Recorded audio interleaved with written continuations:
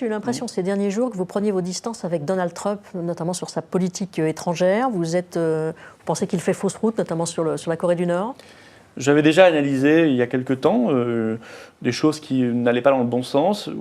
À vrai dire, alors peut-être qu'on n'a pas assez de recul encore, mais je trouve que sa politique généralement étrangère est brouillonne. Autant sa politique industrielle me semble produire de bons effets, c'est le protectionnisme, la relocalisation de l'emploi, on doit s'en inspirer. Autant la politique étrangère me paraît brouillonne, voire dangereuse ou presque irresponsable sur la Corée du Nord. Le côté va-t-en-guerre. Oui, alors que la Corée du Nord n'attend que cela, d'être le meilleur ennemi des États-Unis. Donc là, on entre dans une escalade. Il y a un vrai risque selon vous? Il y a toujours un risque.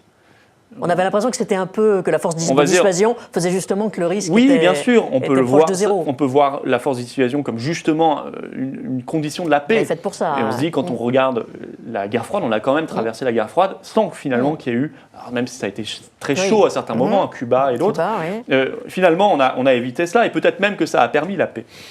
Mais attention quand même à ce que les propos n'entraînent pas des situations compliquées. Sur la Corée du Nord, il y a un interlocuteur, un médiateur évident, c'est la Chine. C'est peut-être elle seule qui a les clés.